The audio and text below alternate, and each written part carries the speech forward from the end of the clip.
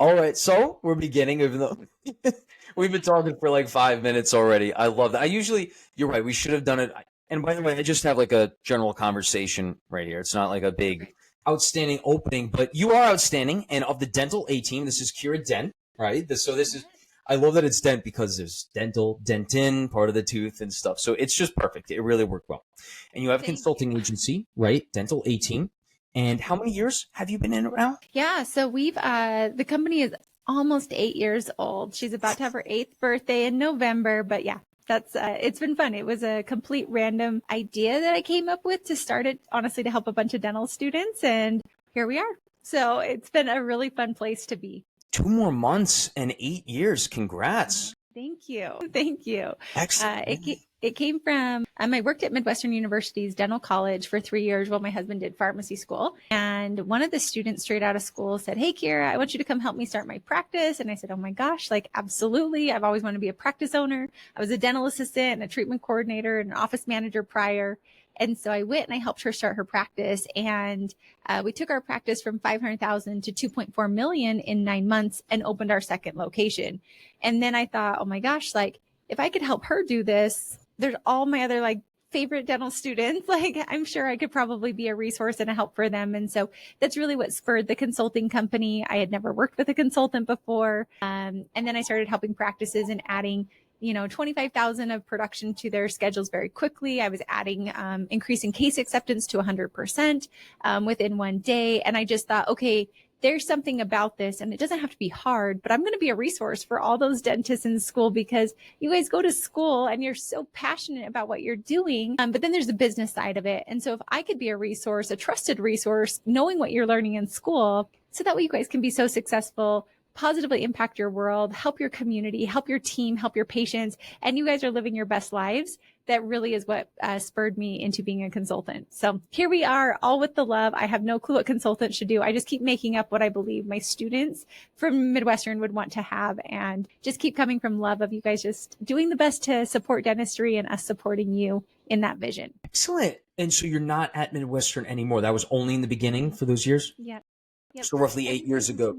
No, so 3 years. And then I went and I worked in Colorado for 2 years. And then I started the company in 2016. 2016. So it was great. It was a good time. And here we are now, 8 years later. And in Colorado, that was the practice that you brought them from X to that would be roughly 5X. Yeah. Wow. Well done. Well done. So they started for a year. You knew them. You had a good rapport, good relationship with them. Over a year or two, you grew it from that. And then and that's when you decided, okay, let's scale. How did you take that next step from there? So it was just you working at her practice, right? And then from there, you said, so you don't work with her anymore. It was like a see you later. I'm going to bigger and better. It was incredible. And we had such a good run. And I have to give mad kudos to her as a dentist because I think we were really a dynamic duo. I came in with amazing like management and TC skills. We both didn't know what we were doing. And I think that that's part of doctors opening practices. But kudos to her for bringing me on because I knew pieces she didn't know how to do. But yeah, it was, I think, more her vision. We both were very gung ho. We wanted to serve more. We wanted to have a bigger impact and footprint. And so we got this practice going and then we bought our second location and then there ended up getting like 7 practices all together. But things I learned from that was in 2 years, it was over the course of like 5, 6. I ended up leaving. She continued. And it was something very interesting that those are like sexy numbers to put up on a scoreboard. And everybody always has the bright eyes of like, oh my gosh, like, how did you do that? But I think my obsession has come like her and I were both on like death row. Like we were working 2 a.m. to 10 p.m. It was insanity to try and get that success. And while yes, there's sexy numbers on the board, we both realized that there's more to life than what we were doing. And are we going to just like slay and try and drive this through? Or is there maybe something more to this? And so, yes, we did part ways and I'm just so proud of everything that she created. But my marriage, my life, all of those things were falling apart. And I realized me traveling back and forth from Reno, Tahoe area to Colorado all the time was just really hard on my marriage. I wasn't seeing my husband. I was completely anorexic. I was like 98 pounds and I'm 5'8". And it was just, everything felt like it was deteriorating. And so that was where it had to be like, let's do a step back. Her life was deteriorating. And I thought, there has to be a better way to success than what we've done. Like, yes, we've got sexy numbers to throw up on the board. Yes, we've got all these cool things, but is there not a better way that we can do this where you can have an incredible family and you can have incredible numbers and you can have a thriving business? And that really has become my passion and obsession, is helping more dentists live a fulfilled life, hitting up those sexy big numbers or whatever they want to do, but still maintain their life, their identity, their freedom, is really what I'm obsessed with within our company and our culture, and really helping dentists get that life. Oh yeah, and that's such a great pitch too, where it's let's seize that life that we dreamed of again. I love that. Now, in where it started to get a little rocky there, speaking of Colorado, but while it started to happen, was that the first 2 years when you were with her, or was that within the 5-6 years when she scaled to 7 or so practices? First two. No, so that was my first. I think that happens, right? You've got all the student debt. I used to call her 2.5, like when she's hunched over, not like good ergonomics. I'm like, hey, 2.5, we were 2.5 million debt, like with student loans, the practice acquisition. Within our first couple of months of owning the practice, our building was being torn down. So we had to move our patient base to another location, build up another practice. So, and I think oftentimes it's how people come out, right? Like, you've got a lot of debt. You've been sitting in residency for so long, or you've been in school for so long, or whatever it is, or you're an associate and you feel like, okay, I bought this practice. I think there's this like innate desire to just hit the ground running, but we forget that that can only sustain for so long. Like, we are human bodies. We are not human robots, and realizing that there's so much that happened. We also were very naive. We did not have systems in place, and we just kept like adding more fuel to our fire that was already burning and blazing bigger than we were. And so we got to a good place.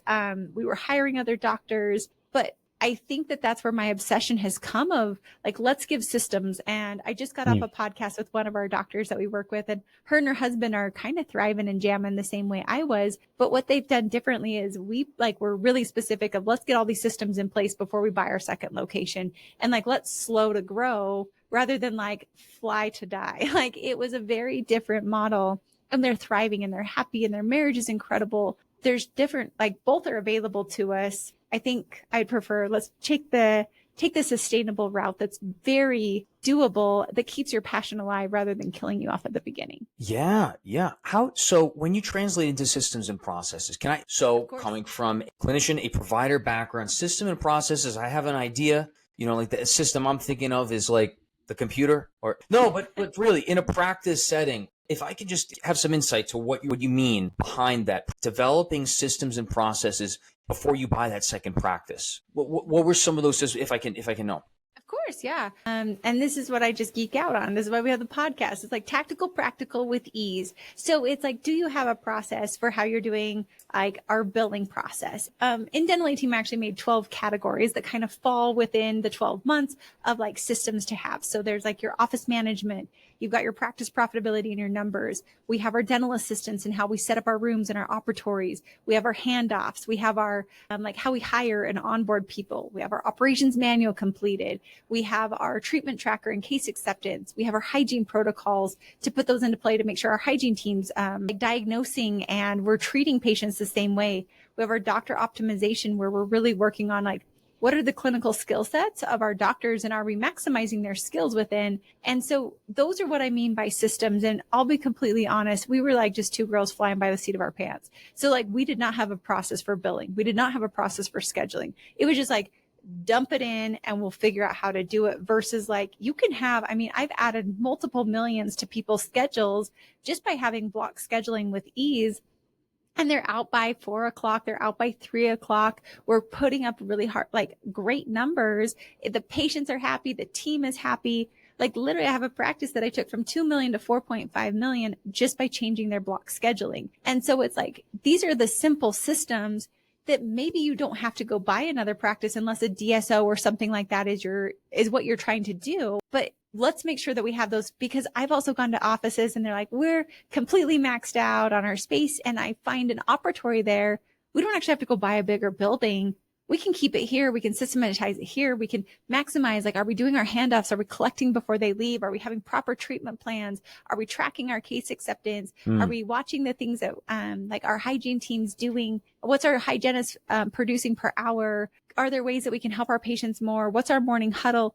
Those systems in place make it clockwork where it's very predictable magic behind the scenes. Like we know we will have magic in our practice because we have systems in place, and maybe we don't have to go for the multi practices unless that's our drive and our desire. Then by all means, let's do it, but let's make it to where we can stamp it out. I promise you, like you look at McDonald's, I think that's the easiest one. They're like they were the crowning jewel of systems. They were not stamping this out haphazardly. They were looking for the efficiency and making it to where each new place would have the same exact experience, just in a different location. What's your experience in your practice and how can you go replicate that with ease is really what I mean by systems behind the scenes. Yeah. And were you doing all this at Midwestern? No. So at Midwestern, if you recall, I feel like I was your tooth lunch lady. I handed out all the teeth, the composite, all the things I don't know in the simulation center. So I worked with the first and second year students and helped with the radiology and all of that. But prior to that, I was a dental assistant, a treatment coordinator, a scheduler, a biller.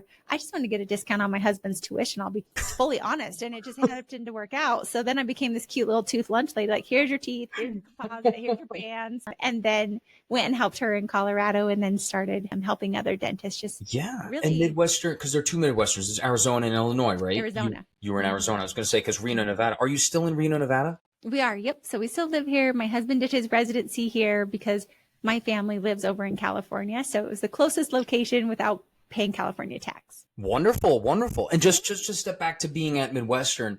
Have you ever seen like a show or a movie or something where the guy or girl moves the plant that's in the shade into the light and then all of a sudden the flower blooms? Yeah. I feel like that's where you moved yourself out of the shade into the light. Not to make it be all figurative and everything, but I literally see because now you're killing it. You're consulting with all these practices and stuff doing. So no, that's first of all, the story is incredible because you got to appreciate someone who takes that hop, skip, and a jump, gets into the environment. That's a maybe, it's a risk, and they blossom. And I don't want to be like a radio show here, but I really seek for the optimism in people's lives. There's a lot of fear going on these days. There's a lot of skepticism, a lot of conspiracies, and it's really nice to find, let's hone back in together and let's really get into the nitty gritty of the good things and success stories. So yeah, so that's just, I wanted to touch that really there because I really appreciate that. We need risk takers and we need to admire those and understand how they did it. Okay, so moving on, can you just shout out your podcast on it so everyone knows? Yeah,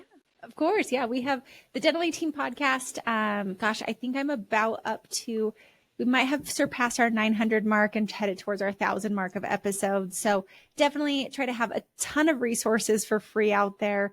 And for any dentists out there listening or students, like I love the students. Clearly, I have a very soft spot in my heart for students and residents, people who want to grow. But if you go to our website, thedentalteam.com, we have our podcast link and literally you go and you type in anything, treatment planning, scheduling, verbiage for dropping insurance, like you name it. I probably have a podcast or two on them and all of our database is there for you. So trying really hard just to give back. And like you said, my goal is to positively impact the world of dentistry in the greatest way possible and just remind us of how blessed we are to be able to change people's lives through dentistry. And I truly believe that owning a practice should not be hard. It does not need to be hard. You can still have everything you want. So yeah, our podcast, The Dental Team, love to have you there. Thank you for that shout out. Yeah, thank you. Thank you. Now, continuing, if you can do me a favor and on your Instagram, the bio, if you can just change, I think you changed the name of your handle, your organization, the company, the podcast.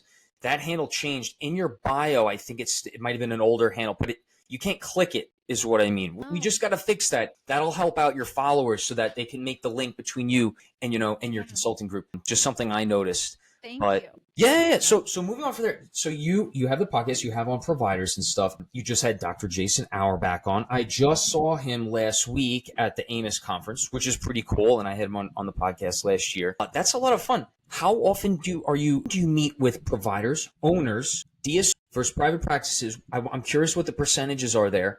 And then the percentages of providers versus, do you ever talk with other people that consult for practices? Yeah, for sure. So hopefully I understood your question. I'll answer. And if I missed it, please, I'm here for it. But our consulting primarily focuses on GP practices. We have a really strong pediatric following as well. Some OS, some ortho. We kind of dabble in all of the specialties a little bit, but really GP, and our niche is to work with the practice owners. We sometimes will work with their associates, so the doctors, and then also the team. As I found, like, we put so much out there for the doctors. Like, everybody is targeting the doctors. Why would they not? The doctors are the buyer. The doctors are the ones running the practice.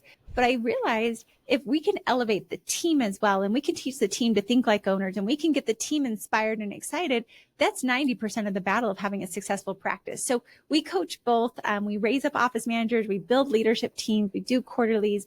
I do work with startup practices all the way up to multi-level DSOs.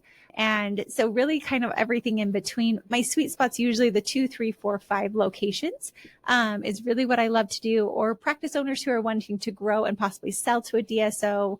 I love the startups. I love to give them the systems so they really do well exponentially. We have an entire CE online database that's got the operations manual and all those pieces. But really, my body has physically been in over 250 dental practices. I used to travel about 265 days a year. And so I now have cut that back, and I don't travel as much as I used to for work. I do more for fun, but that's really kind of our nutshell. And then we bring all of our doctors together, and I love to get doctors to just share, from the brand new owner to the experienced owner, having them collaborate together in mastermind settings where, because there's so much knowledge, I get to see it. Most people don't get to be in 200 offices. They don't get to work with 200 teams, but to bring all these teams together and bring all these doctors together, that's where we elevate and lift everybody up. And so it's really fun. So hopefully that answered your question, but if not, ask any other ones about that. Yeah. No, that definitely answers it. And what kind of percentages are you at now versus in the beginning working with DSOs versus smaller private practices? I'm curious. So we're more like, I would say 90% are private practices and 10% are the DSOs. However, a lot of our practices do sell to those larger DSOs, which I think is just a common piece right now.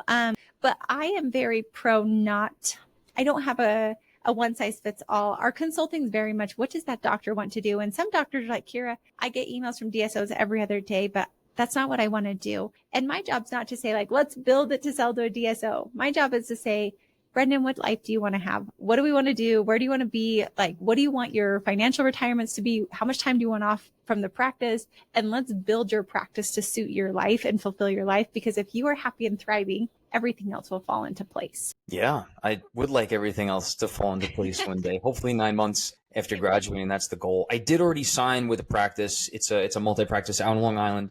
How many practices have you worked with on Long Island? Long Island, I've actually had 2 over there. So I've definitely been up in that area. I had Dental 365? Who? Can I know? Definitely not Dental 365. I used to work with an office named Brian Stimler. He was out there. And then there was another office, and they were just slipping. We're talking 6 years ago. That was in Long Island. I could see them. I just cannot remember their name. I'll look it up post-show and let you know. But yeah, I'm flying out to Canandaigua on Sunday to go and work with a practice up there. So I still come out that way, but I don't have any more on Long Island. That's all right. Wow. Okay. So you're all over the U.S. Canada at all? Because you mentioned. So I have consulted in Canada. I've consulted in Australia and New Zealand as well. I was trying to do the whole international thing. We have lots of listeners international, which is super fun. But I almost got deported from Canada on one of my visits. And after that, which I thought Canada of all places. How did that happen? The client told me just to say I was going for fun, and they like searched my phone. They were like, what are your clients? What do you do? Like, what do these friends do? They're dentists. And they told me, technically I'm allowed to go over there to collect data without a visa, but if not, that they could deport me. I was so scared. I've never been that scared in my entire life. I was shaking. I definitely went and visited by Niagara Falls. Like, I literally was a whole complete tourist. I told my clients, like, I'm sorry, I will not be doing anything. We still have a good giggle from that time. But yeah, after that, I just stopped traveling international. Was that by plane, car? Like what? It was in the airport. I should have. So it's funny. I was actually in Canandaigua, and their practice was in Toronto, and it was like maybe a 2-hour drive across the border. And I should have done that. But my assistant at the time, like we were just new. We were young, and I had someone booking travel for me. And so she flew me back to Newark and then flew me to Toronto. And when I did that, going through customs, I was rookie. The things I did wrong: 1, I was dressed like a business professional on a Saturday. I was trying to be so super ultra honest and put that I had peanuts. Like I had nuts in my bag, which was so dumb. Like I wasn't eating it there. Like I don't know what my thought process was on it. And I remember getting a pink line across my little document going into Canada, which sent me to the right, not to the left. I was sitting there waiting forever. Then I started to wonder, like, why am I in this line? Like usually this is a faster thing. Then I started to get nervous. Like I have contracts and things like that in my email. Luckily, when I got up there, the lady was not having anything. Like we were not getting onto good terms. Like they're very strict at border control. And They are it's good to be strict, but you're there for business. What's wrong with? I don't like. Why are they stopping? I don't know. What in the peanuts? What's wrong with peanuts? They say like, are you bringing any nuts with you? And I was like, why did I say yes to that? Like, don't eat them while you're over there if you accident, or throw them away. Like, I don't know what my deal was. So, yeah, but then on my flight back, my client was like, you're fine. You got over. And I said, I don't think I'm fine. And truth be told, when I went back to the airport, there's a code that they'll put on some tickets. Like I couldn't check in. So when I was flying back, I wasn't allowed to check in online. So I'd go to the airport. I printed my ticket and I got 4 S's on my, which then meant I got searched up and down, left and right. The really cool thing is because I do work in dental offices, my bag and my shoes actually flagged that I had bomb making materials on me. They asked what I do for work and what my husband does for work, found out we were in healthcare, which, I mean, there are some things that we do have in dental offices that probably could contribute.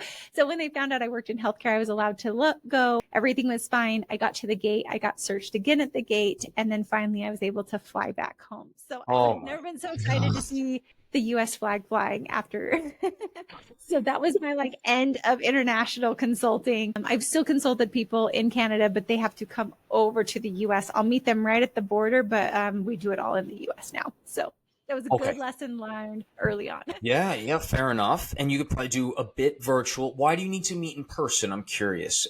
Yeah, so that was really what I built the company on, and we've since shifted and whatnot. But what I found was going to people's offices. I went to one office. I'd been consulting them for about 6 months, and I walked in and they had paper charts. Never once did paper charts come up on any of our calls. And I'm like, excuse me?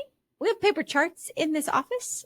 How was that never a conversation? And what I realized is what me as a consultant might see that maybe isn't a good flow or good things. A dentist who's been doing this for years might not even know that that's abnormal. And so sometimes being able to see the practice can really help. It can really help us evaluate. We can get the team on board. So that's been something that's been really fun. But we've also now learned that I think after seeing so many practices myself, we know a lot more of the questions to ask, of the team pieces, of the flow. There's different ways. I mean, COVID really helped exponentially grow that virtual piece. And honestly, we can get, I would say we're 98% as good of results virtually as we were getting in person. The only thing I think people miss is just us being with their teams. So now we're flying all of our doctors and teams together. So we're still able to influence. And we learned through COVID, we did virtual team events and teams love it. We ship swag boxes and we really learned how to have this fun, engaging experience virtually that teams get bought into. And then it's cheaper for the doctors not to have to fly an entire team to a location as well. Right. I just thought of a couple things to ask you really quickly. Have you ever met Paul Vigario of Surf CT? No. Okay. They're an IT company. They do a bunch of things, but you were mentioning kind of, I forget the exact word you used, but you were saying building up and motivating the team of the dental office. He uses the word empower, which I thought was interesting. I didn't know if you guys had crossed paths or something, but he would be a good person to know. Connections, in the network. The other thing is I wanted to ask you, because you like to go, or at least you started the business by going in person to these offices. Do you have any recommendations that you make as far as the flow? Because you have the waiting room, and then you have the operatories and all the double chairs. Maybe you have consult rooms and follow-up rooms next to them. And then towards the end, on the way out, it's different from the entrance because people got dental treatment and they got to make that payment, hopefully, before they leave the office. Is that anything that you evaluate and make better? Or one of my offices, they're a very big booming practice. They do over 14 million a year and in one location. And I went up to their office, and it's kind of my running joke. I said, you guys, I don't even want to put this on my resume that I did this for your practice. Like, we're talking big booming practice, huge practice. They've been doing amazing for years. What I implemented in their practice were flowers that I went and bought from the store and put in vases at their checkout location, because what I noticed is they were not getting a high of cases closed because there was no privacy. It was too big of a thing. And I also noticed the flow was really confusing because people were coming from both directions and they were actually running into each other. Patients were backing up, patients were leaving. And I'm like, I'm kind of embarrassed that like Kiera Dent came in, dental aid team, and I put flowers on your checkout. But what happened was their case acceptance skyrocketed.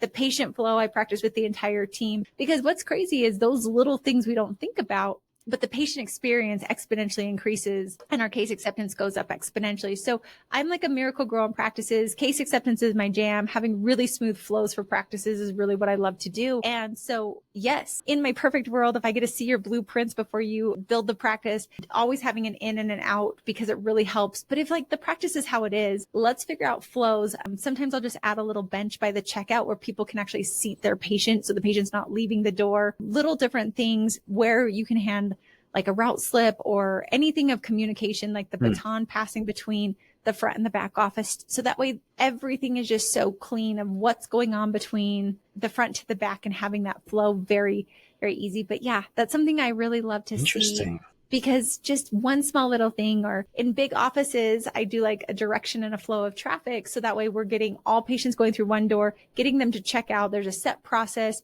I call it like the HOV lane. Or I like that. So if they're just a quick checkout, like a speedy checkout, send them to this person. If they're a longer one, put them here. Have different people that are better with different skill sets at those two seats. Sometimes on the check-in, I'll have people take payment so we're not backing them up.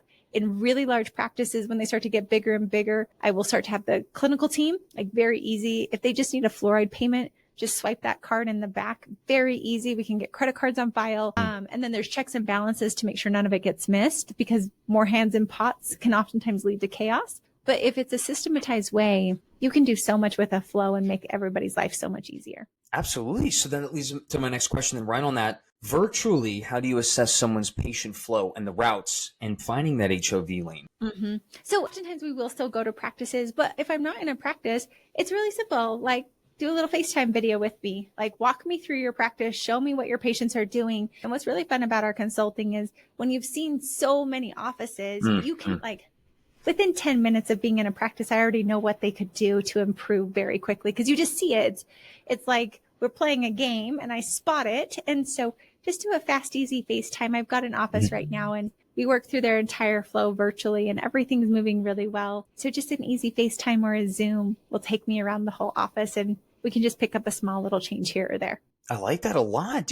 Are you only working with general dentistry? Can you come over and work in oral surgery at least a little bit, maybe? Yeah. We have 3 OS offices right now. So yes, we do branch out to other specialties. OS is fun. I like working with GPs that did implants and things, which I get. There's a world of like OS, you're more trained. GPs love to dabble. I think like I'm not here for that debate, but I am here for, I love OS. I think OS is so awesome. The things that we can do for patients. I think being able to give people confidence back, being able to do it with so much ease. I love surgery. I love surgery cases. I love implants. I love bone grafting. A lot of fun. Yeah. We did a ramus and we harvested the ramus for an implant and it did not go well. So I have a lot of respect for maxillofacial who do it well, because ours was not a good experience. But it's just fascinating, the thing. So yes, we definitely work in OS and help with that. But you said, you said 3 offices. Is it 3 different offices or one organization or 3 different organizations? Yeah. Okay. Yeah. Is one of the Max? I'm curious. Max, Dr. Arbex. I would love to just go see how they do it, because I think I'd learn so much. And that's the other fun thing. Like I tell offices, I'm like, I'm here to teach you any tip and piece that can make your life easier. But I'm also here to learn from you too. Like so much of what we do in our consulting, yes, came from experiences and things we brought to it. But like, there's so many great ideas that I see in offices that I'm obsessed with. Like I've seen like really awesome ways to cut down supply costs just with like tip out bins. I've seen awesome ways with flow. I've seen really awesome things with like things you do in the waiting room of like there's just so many cool things when you go and see offices. So I would love to go see Mac's offices. Like, what are they doing? What's their patient experience like? What's their team experience like? Because offices, it's usually dependent upon the owner doctor. And I'm like, I usually within like 5 or 10 minutes of meeting a team, I can tell, will they be successful or not? And most of it is due to the owner doctor and how they are. Dr. Jason, he's incredible. He has such a heart of gold. He's very committed to where he's going. I'm like, he like plants success everywhere he goes because of who he is. I'm like, his team, of course, is thriving. I know they're thriving without even seeing his office. Yeah, They are. They really are. And you need to meet Megan Dwyer too. She's like his go-to. Maybe you know of her though. Yeah, they are. Their organization is pretty incredible. Of the DSOs, I would put them at the top of the list. I think moving forward, I'm very curious to see because they're fairly new. They've been in it for a bit, but they're fairly new. I'm curious to see where they go. I still have a couple more questions if you have some more time. I do. Yeah, absolutely. Here's a quick one. What's something you like to spot the gaps? I love that. One difference you see in oral surgery offices that's different from the general dentist office. OS is just big treatment plans most of the time. Like we're there to build a relationship. We're there to love them, but we're not there, like you're not their dentist forever. Like you guys are there for very much a specialty. And so like the way you schedule an OS practice compared to how I schedule a GP practice, the relationship building with an OS practice, a lot of it's going to be relationship building with all your GPs in the area where GPs are more about just attracting patients in. So that's something I see a lot. But I think OS is helping the doctors. OS has a reputation of like, pop that anesthetic in, take the teeth out, and off they go. It's kind of a little bit more... A little more rash. It is a little more rash. And just helping those doctors realize like that experience is getting you the reputation all the way out. Like you're an incredible surgeon. Make sure the bedside manners match your expertise. Make sure that patient feels your love for them because dentistry is such an intimate experience. Like nowhere do you let a stranger put their fingers. It is. Like it's weird. Like we your mouth. Yeah. It's very weird. And so very vulnerable. It is. And then a lot of OS, I noticed that they're such brilliant surgeons that they struggle with team dynamics a lot. That's something I notice more so in OS than I notice in GP. And so helping them see like, you are this incredible surgeon and I want you to be the expert there. And I also want you to be a human to your team like Dr. Jason is. He is a very different OS. He doesn't have that chip. He doesn't have which I mean, my husband's in medicine too. And there's some surgeons who have that chip on their shoulder and they're total jerks. And like I watched even in the healthcare, some doctors are such jerks to their team. And I'm like, you get so much more further if your team's behind you than you do by like barking orders at them or telling them, because I understand surgery is stressful. Like if we mess up, the surgery has some not so great side effects to it. And so I understand the need for that perfection, but I'm like, teach your team with those perfect systems that you want it perfect every time and then love on them when they do great things too is something I noticed. Now that's not like a blanket statement because there's GP doctors that need that exact same advice. But that is something I think it's just it's fast. It's like, shucking teeth all day long. And it's so disappointing though. And I completely connect with that. I'm surrounded by such brilliant people. Some of the people that I've gotten just at my program, don't want to mention the program, but at my program, surrounded by other oral surgery surgeons and residents that have gotten the top scores in the country. But there's just such a disconnect where they're like, they just think it's taking out teeth. And I get made fun of for I like to take a long time at the consult. I'll ask you 3 times before you walk out, are there any questions that I can answer for you? You know, I don't care if that's annoying or if I'm taking too long and the assistants are bugging me or making fun of me from the hallway and stuff, but it's that patient experience. It's exactly what you said. And I make a lot of content on the side, make fun of that too. But no, I'm really connecting with you on that. It's such an important thing. And I cannot stand that ego. I don't care if you have a DDS and an MD. We are human beings. And outside of the clinic, you're Josh. You're just Peter. You know, I'm just Brendan, right? You're not talking to this and that. And, you know, obviously there's so many amazing people out there and, you know, those are some of my friends. So I'm not talking about them, but it's an interesting thing. It's so weird to find such a predominance of that ego and elevated mindset. And I've found dentists who are just the same exact thing too for another time though. But yeah, we can go on to that.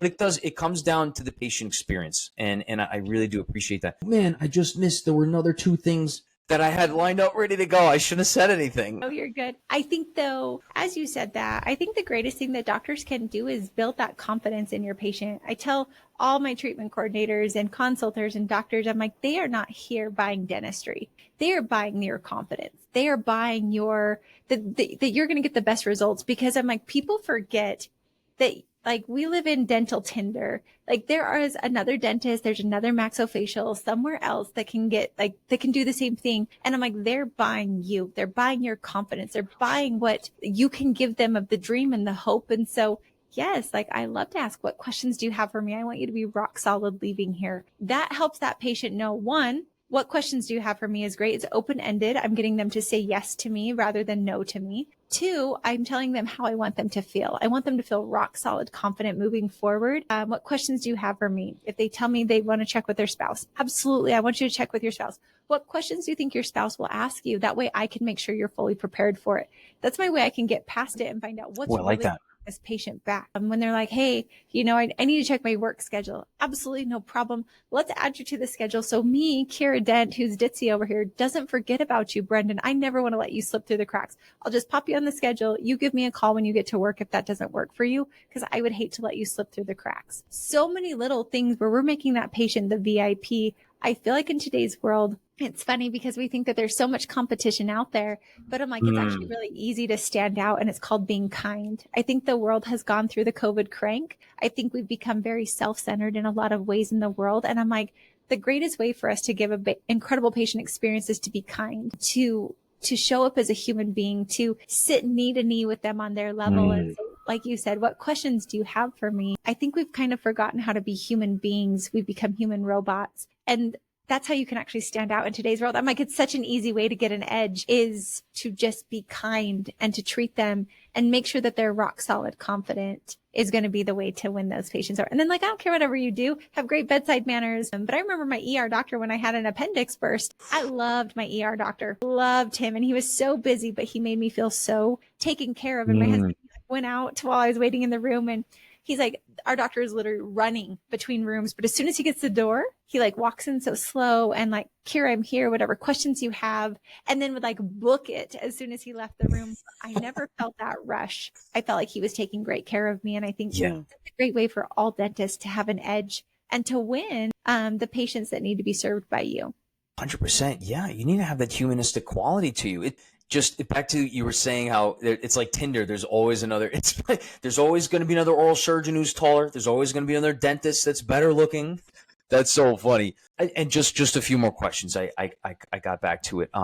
By the way, within those first 2 years, I'm curious. I want to just if we could touch into the secret sauce a little bit here, because I'm going to start in this practice next August 15th, and I want you to come over and do a whole revamp, and we figure out what's going on in the offices, the practices. I'll pay for however we got to do it. But within those first 2 years, I'll be working for someone. But you were with someone who had started her own practice or was working in one? Nope, we started it. We bought it from a retiring. What were some of those key things, maybe 2 or 3 things, if you could touch on them, that got her from regardless of the numbers, but what got really the scaling going? You said systems and processes, so you got those going. Is there another 1 or 2 things that I should be looking for in my first 2 years? I got a 2-year contract. That's what I signed. I want to be a partner there one day.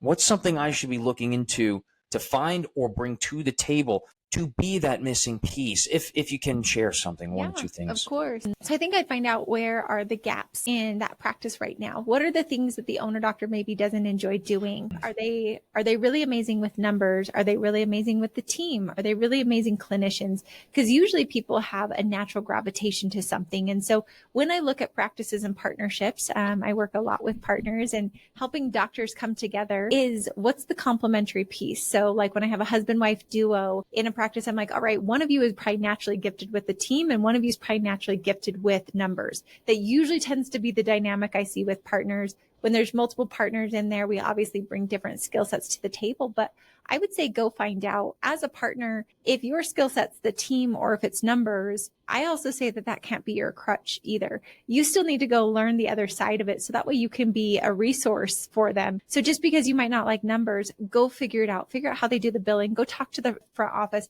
Have them, like, you sit in the chair and physically send a bill, so you understand what that process is like, so you know how you can help support your team as well. And also how you can check and audit the numbers in the books. I really love when doctors come in with an owner mindset, and there's also got to be a level of appreciation while there's also confidence. Recognizing that that doctor took all the risk to build this practice for you, I think goes a long way. But then at the same time, you need to come in with something that they don't have that you're going to bring. And so really being observant of what don't they like, or what are the gaps? How's the team doing? Are we doing team meetings, listening to podcasts? And then also remembering that you're a leader. So I think you leading, no matter if you care to do it or not, as a doctor, you are just a natural leader to your team. We are always going to follow you. We're always going to respect you because you're our doctor. And so I think those are the pieces, but I feel, pretend this was your practice. What things would you have to know? You'd have to know the numbers. You'd have to know what profitability is. You'd have to know what your EBITDA is. You'd have to know the billing processes. You'd have to know how to hire and fire. You'd have to know the HR portion of it. You also have to be a great clinician. And so as you, like, usually I say your first 6-ish months, you got to be a bang up clinician. Like, I need you to come in. I need you to produce. I want you to do all these things and really learn that mentorship piece. And then like start to take on those little pieces of the practice ownership. So when you come to the table, you're not just bringing a check to buy into the practice. Right. You're bringing skills that are very valuable to this practice that's complementary to what they have already. Excellent. And thank you for that. We actually are doing some stuff on the marketing side. So I'm very glad that you mentioned those things. And okay, great. So we'll be touching base throughout next year. I start August 15th, so we'll be doing that. We'll be touching base. I want to. Is your work expensive? Like, how can I kind of? Yeah, of course. So we do online and we do in person, and really we try to customize it to your practice. And so all of our fees have always been covered by either the amount we reduce in your overhead or the production we add to your practice. I've never once not had our consulting paid for. And we range anywhere from like $1,600 a month all the way up to $4,500 a month, depending upon the amount that we would be doing, whether we're coming to your practice, whether we're coming out here, what different pieces we're doing and how much hands-on. But really my goal is, how can we help people succeed and flourish is what I love to do. Excellent. And you have a team, I'm sure. You have other people. Who's Shelby, by the way? She helps coordinates things, or? Yes. Shelby is my executive assistant and our customer success. And she does all of my scheduling and coordinating, which is incredible. And then she also takes care of all of our clients too. So she's beautiful. She's incredible. I hired her. She was my next door neighbor, actually. Oh, amazing. That's great. I was like, this girl takes care of my plants when I'm out on the road. She just noticed my plants were dying and started watering them for me. She just like randomly check in on me. She was a waitress. And I'm like, this girl loves people so much. I want her in my life and on my team. And so, we worked together for almost 4 years now, and she's just truly incredible. That's amazing. Oh, that's so nice that it's like a family business. Look for good talent everywhere. I'm like, I've hired people from my next door neighbor. I've hired people from friends of friends. I've hired people from church. Like, you always got to be on the lookout for incredible talent, because those people are the people you want in your life. How do you find the roles for them in your company? I'm curious, because with one of my marketing startups right now, with the co-founders, that's what we're looking for. We need this and this done, but then finding the right people, on top of the day-to-day, the 9 to 5. You found people at church neighbor, and they just happened to fit that thing that was missing at that one time, or they molded, you trained them. I'm curious. So I think it's important. Like, whenever I tell people like, hey, we're going to try and find a role, and we don't know, I just say, great. Like, let's write down everything. Like, just dump it all on a list of everything that you are either doing or you need to delegate out, or things you'd like to not be doing. And then let's see if we can cluster it. So can we lump tasks together? Like, for me, I needed someone to book my travel. I needed someone to do my emails, check the mail, like take care of my clients when I was on the road. All that really falls into an assistant role. And then I was able to go find that person. And when I first did it, I just like dumped everything on a list. I went back with a pink highlighter, my favorite color. And I'm like, these are things that truly only I can do. And it's a good ego test, because 90% of that list is not only you can do. There's probably like 5 or 10% that truly are tasks that only you can do. Wow. And then I looked at the ones that took me the most amount of time. And then I was like, okay, who could I hire for this? And that's why I started hiring these different positions. Now, a lot of times, like, you kind of know like an assistant role or an executive assistant role or a manager role or a marketing person. And then I'll either put posts out there, like job postings out there. I write my jobs to where I'm like, I don't know, I make them very fun, because I really love that person and I want them to come be with us and realize like how great of a position this will be for them. But no, there's so much that can be done with freelancers. Like, my first My first personal assistant I hired for $500 a month. I'm like, I don't even know what I'm having you do, but like, I know I need you. So like more tasks will come as you take on more things, and I'll just like keep paying you. And so then they just morph. And usually those personal assistants or those assistants that are kind of that random, like jack of all trades, master of nothing. Yeah. They Where really. did you find that person, by the way? So I found my first one on Indeed. I hired her. I Indeed, yeah. just put an ad out. Viva HR is a great resource too that I love. I'm happy to share a link with all the listeners. It's $99 a month, and you can post on all the platforms, unlimited ads. And I was like spending $15,000 a year on job postings for a while. This has cut down a huge expense for us. So I do post there, but I write mine very fun. So I like talk about how fun our company is. I talk about our Disneyland retreats we go on. I talk about like, what's your favorite cupcake flavor?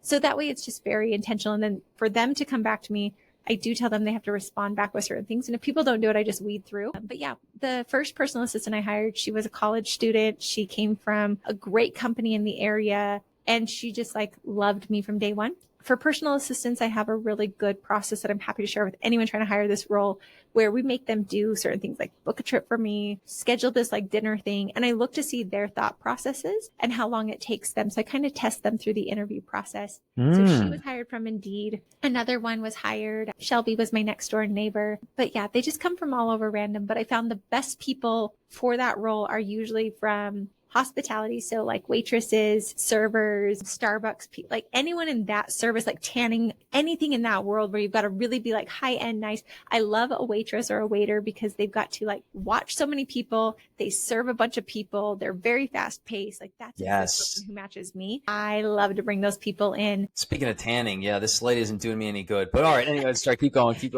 Those people. But Indeed, honestly, in college towns, a lot of people in college towns just want, like, I don't need them full time. So they're a really good role to bring in part time. But I found the ones that are in college usually are the best ones for that personal assistant. And then depending on what they're going into school for, Shelby was going to school for business administration. So it was a perfect match for her.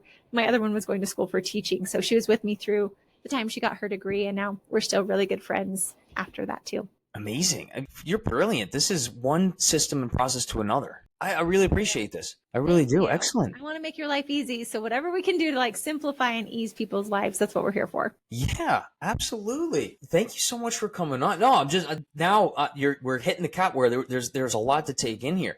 Can you do me a favor and please go and take a look at Max's offices and everything like within this year so that afterwards then we can talk, steal a couple things. Well, he's so great because even on our podcast earlier today, he just mentioned he was like, everybody thinks they're competitors. And the reality is we're not competitors. There's enough teeth to go around. There's enough, like all ships rise, like all tides rise, all ships. And I love that perspective. I'm like, we need more people like him. I guarantee you, if you went and saw his offices, he'd take you around. And that's, I did actually. Yeah. Like we attract these doctors who want to give to others, who want to lift each other up, that want to share their best ideas. And that's what I'm committed to just creating more of, because the more we celebrate, the more we share, the more we lift each other up and we give all these ideas. Like I will happily give anything I can for you, because the more you can succeed, the more you're going to rise other people up with you as well. So why not? The world needs more goodness and more positivity. So let's create it. It does. It does. The one thing, because he has a corporation now. It's a big organization. They're amazing. They're beautiful. But then there's going to be certain ceilings and walls and what you can and can't do, unfortunately. And I saw his offices. And he is outstanding, and his team is great. They're a lot of fun. They're a lot of fun. And I love that. But I just saw the path to kind of, I don't know where I'm going to make it. And I want to try to go towards administrative in addition to taking out teeth and doing the oral surgery. And I felt that in a DSO, there would be certain boundaries that might prevent that growth. And I'm sure you understand that, right? Especially with your story of the blossoming, right? So, yeah, I could. And then there was one person that their organization hired that I knew of that probably wouldn't work well, butting heads kind of stuff. So you have to make decisions as you move on. But so I'd be very curious. If I was to work there, we wouldn't have a future of a project together of building, creating systems and processes. So you know what I mean? Like, and this is kind of like how I like to connect. We had a great conversation today. I can't thank you for enough coming on. You have such a busy schedule. Shelby's great, by the way. I'm all over the place. It's only me here right now. And one day, learning from you, maybe I could scale. But thank you so much for coming on. I'm gonna be posting this on whatever platforms we can. I'm sorry that you're recording this with the backwards Riverside. Thanks for Shelby to putting that together, though. Yeah, thank you. I know we're hitting that hour mark, so I want to be conscientious of your time. Maybe we could do part 2 sometime in the future, or maybe when you come through, if you can. Can I? Yeah. I know you have a team now. In the future, revamping the practice and stuff, is there a different price from getting you versus a team member, a delegate? How does that work? Yeah, great question. I have always tried to make sure that whomever I hire is just as good as me, if not better. And so, and I even tell other people, I'm like, honestly, my consultants are usually better than me due to the fact that all they do is consulting. And so they're truly incredible for it. So I have never wanted to have a different fee for myself or for consultants. And so currently it's the same fee. I just don't take on as many clients. However, with that said, certain people that we've connected with, and if I'm in the area and it works out, by all means, I'm happy to come. And even sometimes it's me plus a consultant, because my biggest like expectation of ourselves is I feel like we have got to be there for clients. Like when I need my coach, I need her. And so we are so on top of it that I would never want to have it where I am busy. I'm on podcasts, like the clients can't get in touch. So I always, if I even am on an office, I pair myself with another consultant just so you guys always have support. And you're never left due to the fact that I am busy and I do travel. Absolutely. There's no extra fee if it's me or someone else. So yeah, that would be, but honestly, our consultants, I only bring on consultants in our company that have my experience or better, that they've had to grow multiple practices, that they have the dental experience, that they've got the passion for dentistry, that they've grown multiple practices, because I don't feel like if you haven't been in their shoes, it's very hard to convince people of what to do or to even have that empathy. So yeah, so that's how we operate. But no, if I didn't bring on people that were just as good as me, if not better, I think that's a flaw of myself as well. That's such a good idea. Do you ever get all your team, the consultants, together on the podcast, all of them in once? How often do you do that? It was actually really weird to have all of us on there because, like, virtually, you don't know who's going next. So it was kind of this, like, weird dynamic. But we all do get together. It was one of those, like, it's always like, there's a little bit of a delay. And then, like, we're all consultants. So we're kind of like sharks. No one wants to, like, sit back. So it's really weird. I'm like, guys, like, it'll be so fun. Let's podcast together. And then we're like, that was really, really weird. So max is 3, but usually 2 of us will get together. But yeah, the consultants are truly magical. And I'm just so lucky to have such a great team of people who just have the passion and the love for their clients and their patients and their team, that they're just really, really amazing people. Have you seen that meme of the Spider-Man where they're like in a and they're all pointing at each other and they all look exactly. I feel like where it's like, are you gonna go? Are you gonna go next on the? Well, and it's hard because like everybody's screen, like if you're on Google Meet or on Riverside, like all the boxes for each screen are in different spots. So it's not even like we can be like the top, the bottom, like all of us are different. And so yeah, but our team does get together every day. I've just found in a virtual company, you've got to keep that team morale and have fun. And so it's so fun that we, like, when we see each other in person, it's like nothing has passed by, which I really am so proud of our team for doing. So you got a powerful team then, that you guys all respect each other. You guys are friends. That's a group. That's hard to find. You must, I mean, you're the leader in the organization. That must have been, it's probably another testament to you that you know how to pick the right team members. You have a feel for people. That's interesting. I've learned a lot about you today, and I appreciate it. Was a slow start to the conversation, but I feel like we got to a really good place, and I can't thank you enough for coming on. I'm very impressed. Thank you for doing what you do. I'm looking forward to seeing where we can go in the future when I got to get out of this residency program and start practicing. But enjoy it. Learn as much as you can through residency. That's why I tell all my doctors, I'm like, go through it through residency, learn everything you can, get your bedside manners up, get your speed up, get your skill set up, get so confident in that, get your treatment planning up, because then you're going to walk in and now people are paying you as the doctor, as this private practice. They're not coming to you because they have to. So like, take this as the most beautiful, amazing, like couple of months and just soak in everything you possibly can, because private practice is not like residency or dental school or anything like that. Now you have to be the one that like is really the magician that turns it on and gets people to follow you because they love you, not because yes. Yes, that's going to be lesson 1. You'll have to teach me how to empower the team. I want everyone on the same playing field. I don't want to be above or on a podium or on a hill. We'll make that happen. How do you think we could get this recording? Or I guess maybe Shelby will help with that. I'll send it over to them. Don't you worry. They'll have it over to you probably tomorrow. Perfect. Yeah. As whenever it takes, there's no rush. I know how busy you guys are. In the transcripts too, but we'll work on that. Anyway, so thank you. I won't take up any of your night. I know you got the family to get to. So, but thank you so much. Absolutely. Thank you so much as well. All right. We'll talk soon.